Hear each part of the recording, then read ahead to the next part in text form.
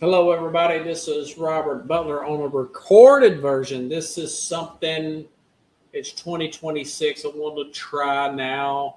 As a lot of you know, and I've mentioned it on the program before, that due to some financial issues and difficulties, I've been doing really the last several months just two live shows a week on Wednesdays and Thursdays, and really replaying a lot of stuff throughout the week. So what I want to do is give you more content, but it'll be shorter, recorded, and whatnot. Something I was wanting to try in the new year. For example, this week I want to record today is January 5th. It's about 8:02 Central Time. I had to work a little bit afterwards, after the main job, do a little Uber ride share. So what I'm going to do is give you like a short, abbreviated, quick take, and then on week 18, and of course, a lot of coaches got fired today. And then I'll go in a little bit more detail on Wednesday's live show. So I'm recording this Monday for Tuesday's show.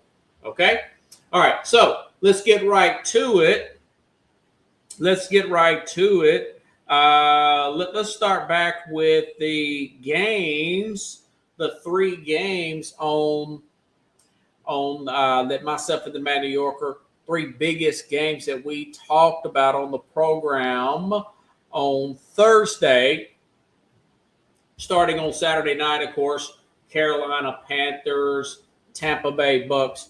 My biggest take on that particular game was not the fact that it was pouring down rain and Tampa comes out of ways to win the game. It was the concentration on one game. Normally, I'm watching Red Zone on Sunday. We're bouncing around from game to game, watching highlight after highlight, or it's Red Zone TV. You know, when a team's in the red zone, you know, you want to see what happens and whatnot there. But it was just the lack of arm strength by Bryce Young there, and it really came on display in this particular game. Now, listen, I know it was sloppy conditions, particularly in the first half, but it stopped raining in the second half. And I'm like, this guy can barely get the ball 20, 30 yards downfield. And you could see defenses leaning in on him. And, you know, he's just not a franchise quarterback. He's a bridge / backup at best. Very talented player, very accurate player. But when you have that, and I understand, like Montana didn't have the greatest arm in the world. Brady didn't. Really, Peyton Manning, although he can get it downfield, not everybody has to have a air quote Josh Allen type of arm strength or anything like that. But when it's that limited and you're that short and you same thing with Tua, you know, which Mike McDaniel survived. So far, he survived from Miami. But that was my biggest observation from that particular game.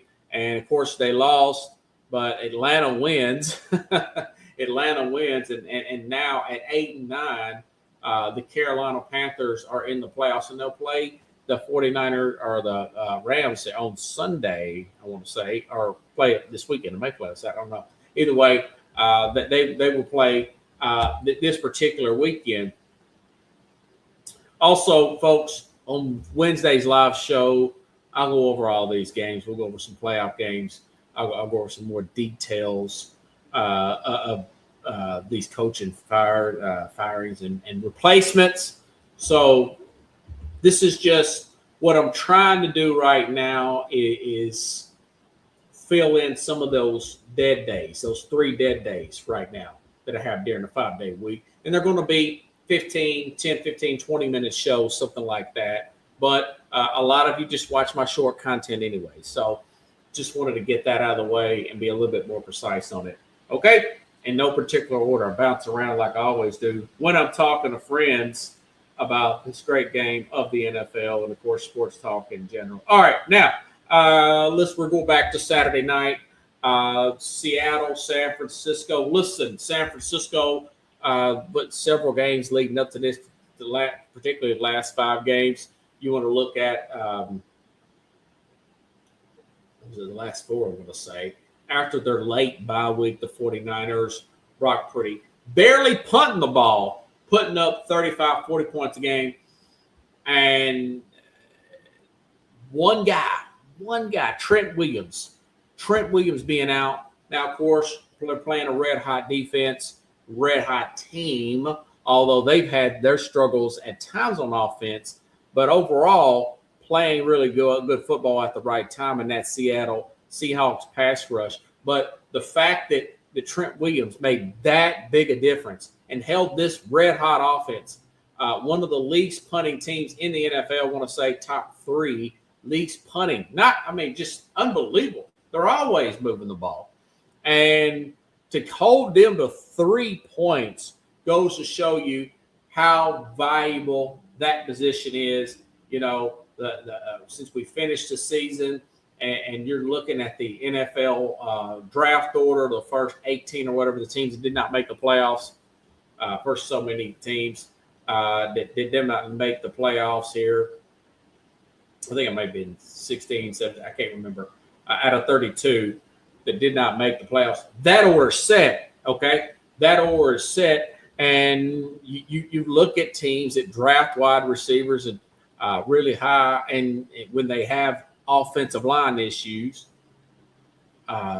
Cincinnati Bengals, who are not in the playoffs, and how valuable that position is, how valuable those trenches are. You know, I just read that Charles Cross, who didn't even play in that game, but hey, listen, who's going to make Sam Darnold run? Nick Bosa's out for the season with a torn ACL, you know, but it just goes to show you he got a contract extension even though he was hurt. That the Seattle knows. I think his name is Schneider, the general manager there, John Schneider, the GM up there in Seattle. He knows the value of the trenches, but their pass rush is all over Brock Purdy on Saturday night. It's like he was snapping the ball and they were just blowing past the backup left, particularly that left tackle. I think his name is like Pheasants or something. He played like a peasant, and I tell you, man, all over him. Purdy was having to lean in, speed himself up. Seattle and 49ers. Credit to their defense has been bad since I've had all these injuries. Held Seattle 13 points, but, you know, holding this 49er team that was playing for a 1 seed to only 3 points at home. Very impressive, but it just goes to show you the value of that offensive line and getting key blockers in there. You just can't throw any old fat guy in there and think, hey, this is okay. We'll be all right. No, you will not be all right. You may be all right temporarily, but long term, as the game goes on, as the season goes on, you're going to get your butt kicked. I don't know how it's a miracle that the LA Chargers, with both tackles being out all season, one in the preseason there. Excuse me, I might have to beat my mic for a second. Thought I was going to have to sneeze, but it went away.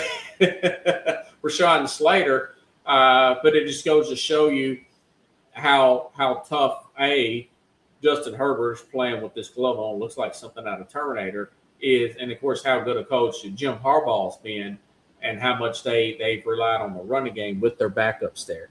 But more often than not, especially when it happens all of a sudden, you know, it takes you a while to build that continuity with the new tackle if you ever get it. With the new tackle. So that was my big observation for that particular game. If you ask me, if they don't get Trent Williams back, they're toast against the Philadelphia Eagles with all their offensive issues. But they also rested their starters, rightfully so. So they're going to have a fresh Jalen Hurts and a Saquon Barkley come Sunday against 49ers. It does not look good, not unless they get Trent Williams back, who's got a hamstring injury. Okay. And of course, Pittsburgh and, you know, Baltimore. Listen, I just don't understand. I do not understand the Steelers with that bad secondary. They have such gaping holes. Lamar Jackson, 2 big throws there, big bombs against the Steelers secondary, hitting Zay Flowers. I was for sure with his fresh legs, not playing last week. that he was going to run through that defense like a hot knife through butter. And they're just built to keep him contained. They spent a lot of their money to do that, and more power to them. They got that accomplished there. And, hey, they caught a break there. The Steelers did also with the kicker missing, what was that, inside a 40-yard kick, And, of course, obviously, their kicker, I mean, the winds must have been swirling pretty high. I didn't see it was too windy, but sometimes the winds can go in different directions there, up there in Pittsburgh, and you saw that come on display. That being said, listen, Rodgers may be 41 years old. He guided, he audible to the right play, got the ball in, found out what was working, getting the ball on the flat to either Warren or I forgot the other guy's name there, Kenny Gainwell in the flat. Finally got Austin involved. Young, Austin, the wide receiver who's been, you could see that Rodgers has been frustrated with. Had to work with him. Hey, listen, DK Metcalf was suspended, okay? But got him squared away. I think it was Calvin Austin or whatever. But anyways, great play there. But listen, they called a break on that one too. Best secondary player, one of the best tight ends in the league. Cal Hamilton got hurt in the first half. Pittsburgh Steelers take advantage, catch a major break with that practical chip shot field goal that the Ravens missed. So I expect them to get beat Sunday against Houston. Of course, hey, listen, it's why you play the games. You never know. T.J. Watt was back, looked good, got a great interception there. Maybe they can get pressure on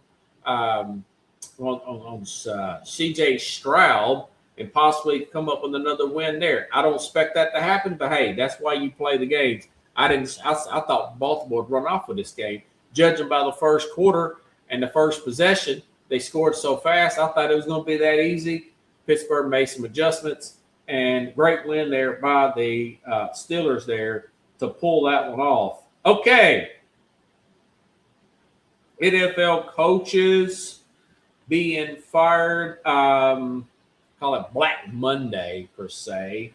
Brian Callahan and Brian the two Brians, we know about those two. They got fired during the regular season almost a few months ago now. I think these guys were fired in October or something like that. And the one that really caught me off guard a little bit was Raheem Morris, fired yesterday. Atlanta Falcons head coach and general manager Terry Fontenot. Now, listen, I said this when it happened, when the Atlanta Falcons, when they paid all that money to Kirk Cousins, we started talking about, hey, this guy's made more money than Tom Brady. He's never won a Super Bowl, never been to a Super Bowl. And, then they turn around with the top 10 pick and draft Michael Penix. Listen, I like Michael Penix at the time. I know he's a great story. He got a lot of character, a lot of perseverance, overcoming 2 ACLs and getting Washington to the national championship game here. The owner looked at that and said, okay, you're paying this guy a massive contract here, 5-year deal, I want to say, and you drafted this other quarterback really high in the draft, and this guy's been around for a while, one of those 4-year players. I don't know if we should have paid a guy like Cousins who does not want to do that. He does not want to be a stopgap quarterback. He didn't see himself with that kind of contract playing that kind of role. I understand his frustrations, but off the blank, the owner's saying, listen, I don't know if I really want to be on board with this. I'll go ahead and roll with it since I made you guys in charge here. Like I said at the time, it's a very expensive paying Kirk Cousins that kind of money, insurance policy. But Blank is looking at that and saying 2 years in this division with guys like Brian Robertson on this team, Cal Pitts, Drake London, all that offense there, and they get, James Pierce, a good edge rusher there, played well for rookie edge rusher, and we can't win this bad division with the winner. I just mentioned the winner is 8-9, under 500 in Carolina Panthers 2 straight years. I can see his frustration. I may have gave him another year, but he's looking at a guy like Kirk Cousins and saying, man, this guy, got hot at the right time, but I don't know if he's going to take us very far. This other guy's got his third ACL, Michael Penix. I just want to start over. So he fired the general manager and he fired Raheem Morris. Morris might get another shot there because of the way it ended, but I can understand where Arthur Blank was coming from when he made that particular move. Okay. And like I said, on Wednesday, I'm going to try to get into candidates, best fits, best job openings, all those details in other news. Okay, now a lot of people are having. I understand that Kevin Stefanski had won Coach of the Year. At one time when you had Baker Mayfield there, it looked stable for a year or so. And I know they got to the playoffs a few years ago, not this past year, not last year, but the year before that with Joe Flacco. And I get the coaching job he's done there. But if you really look at the way he has handled, whether it be Shedeur Sanders or anything, and I go back to the Baker Mayfield situation where he had the shoulder injury here, and him not stepping up and benching Baker Mayfield and putting somebody else in there. The backup quarterback at the time wasn't that bad. But I thought he was a little passive at that time. That was one of my longtime criticisms of Stefanski. And that was, the issue with Mayfield and the shoulder issue.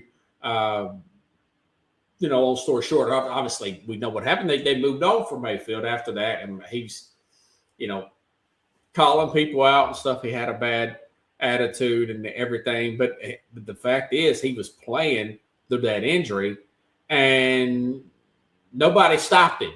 Nobody says, you're not able to play. You are hurting this football team. That's his job, Kevin Stefanski. Now, all that being said, that was one of my criticisms of Stefanski. The guy's offense is just vanilla as all get out. He is not O'Connell, the coach of Minnesota. He's not as creative as him, as Sean McVay, as Sean Payton, any of those guys. Even Kubiak, who's getting, this is Gary Kubiak's son, who's getting interviews with, who's going to get an interview request. That is the Seattle Seahawks offense coordinator. Now they got the 1 seed in the NFC. I just don't think his play calling, his schemes are that creative. If you ask me, I've never really been that impressed with him. So you look back at that, you look at the talent that they have. I'm okay with moving on. And the fact that the amount of years that he has coached this organization, it tells me that ownership is more patient. I think it is a more valuable job. They've got multiple first-round picks.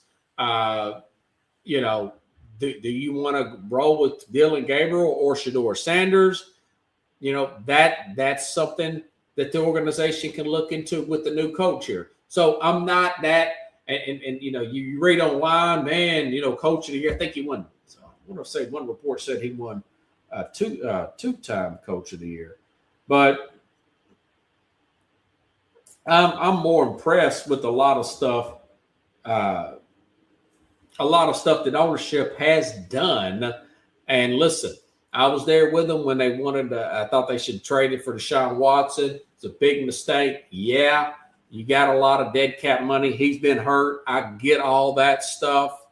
That being said, the ownership says, hey, I want to take a chance here. And I'm willing to pay for it, put my money where my mouth is. I want this to be a winning team. It blew up in everybody's face. They're almost out of that contract, okay? But looking back at, he's won 2-time head coach of the year, 2020, 2023. But listen, 45-56 is his record, 45-56. He's under 500. If you read some of the national media on Kevin Stefanski, you think he's the greatest thing since sliced bread. Well, no, that's just not true. I mean, it's a vanilla offense. He's just overrated, And maybe he could just use a change of scenery. I'm hearing that maybe he will interview with one of these job openings, like a Raheem Morris. More power to him, but I'm okay with the fact that that they made this coach. I mean, he's been there from 2020 to 2025. That's 6 seasons, folks. That's 6 seasons. So that tells you that, hey, there is a little bit of patience there. That's more than a 5-year contract from the ownership there. So let's see what happens as far as candidates are concerned. All right, now the other ones. Okay, other coaching. Jonathan Gannon, I said this on the program in the offseason. Matt New Yorker said, what? They won 8 games. This was 24 season on Jonathan Gannon. I said, yeah, but this team is they have injuries at quarterback every year. Kyler Murray. There's no real consistency with this team whatsoever with the backup quarterback. I thought he was a bad hire. Gannon was. The defense wasn't that good at the very end from Philadelphia. You couldn't get a stop going back to the Super Bowl a few years ago in the second half of the Kansas City Chiefs game. Now, and there's just not enough I mean, they had some moments there where he did look like a decent head coach. I had such low expectations for Gannon that he succeeded my low expectations. But let's take a look at his, no playoffs, 3 years. Listen, is he the fall guy for just a bad quarterback move there? And Kyler Murray, who is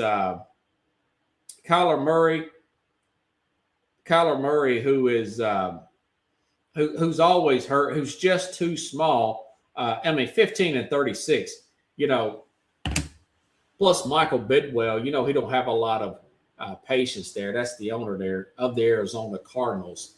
But no love lost for the ownership. No love lost for that particular fire. Now you got to do something with Kyler Murray. I don't know if that's a particularly attractive job. Do they make a move and go out and get they could use a Mac Jones, but I don't know if the 49ers are going to deal with a team that's in division like that. But they need a quarterback. Do they make a move and draft one? They're drafted ahead Tennessee. They just had that strength of schedule, so they draft third. Maybe they can get one of these quarterbacks. Who knows? But I don't know anybody that's not Dante Moore or Mendoza, who's probably going to go 1 to the Raiders, and Moore might go 2 to the Jets there if he goes out, and I'm sure he does not want to play for the New York Jets. Okay, and the other one, of course, was Pete Carroll firing the offensive coordinator. This seemed like, and I did not know this coming in. I don't think anybody really paid attention to the fact that this was kind of like an arranged marriage with Pete Carroll and this coaching staff, but it wasn't arranged for him and Geno Smith. The guy loved Geno Smith at Seattle. I just thought Geno Smith. I thought they would win 4 or 5 games. I made that prediction. I said they'd finish in last place. I just didn't in love with the makeup of the team here. I like Chip Kelly, but it looks, he fires Chip Kelly in season. He fired his defensive coordinator in season. I'm like, dude, what? You're in year 1. But the main thing was, Hayden O'Connell. I don't even know where he's at. And then they got Kenny Pickett on the team, made that in a trade. And then of course Geno Smith, slow-footed, slow reactionary. It's just and the defense is just other than Crosby, who do you got there on that particular team? So it was just one and done there for Pete Carroll. Maybe I would have gave him another year, but it looked like it just didn't work out anywhere with that team. there were times they just looked like the absolute worst in Tennessee, although they beat Tennessee, the worst team in the NFL, getting smoked other than maybe the Jets. Jets couldn't get an interception. I'm surprised. If you wanted to go, you one and done. Aaron Glenn wasn't even a great hire. Why is he still the coach? I have no idea. And of course, listen, maybe he still might get fired. You just never know. The Ravens ownership says that I'm going to stew things over as far as job status and everything. That's the sense I'm getting. So you never know what Mark Davis is going to do. He make a big hire, then he'll turn around and make a big fire. Same thing what he did with Josh McDaniels the year before that. So we'll see how that thing plays out. Hopefully, if you're a Raiders fan, then maybe Tom Brady will get into recruiting mode and try to go out and recruit another coach. And maybe he can sell the fact that he's going to work with Fernando Mendoza. And it seems like he really likes him. I thought he'd maybe try to go after Shedeur Sanders, but he didn't do any politicking. Maybe he likes Shedeur because he admires Deion. I don't know. I thought that was really weird. They supposedly had a relationship, and they passed Shedeur up 4 times. He was drafted in the 5th round by the Cleveland Browns. I thought that at least they would take a shot at him. I mean, with the guy like a Geno Smith, how far can you go with Geno Smith? Even Pete Carroll, with his blinders on, he saw that Geno Smith was going downhill at the end of the seasons. He's post 30 years old. He's not getting any better, So the whole thing just turned out to be an oddball situation there. Maybe they'll get a younger coach, maybe somebody that is respectful. Maybe get I think his name is Bill Shine. I think he's with CBS. I want to make sure to give this guy credit. I want to say, what about a Brian DeBall and a Brian Flores working with Tom Brady and Fernando Mendoza, a connection like that? Obviously, 2 former Patriot coaches there.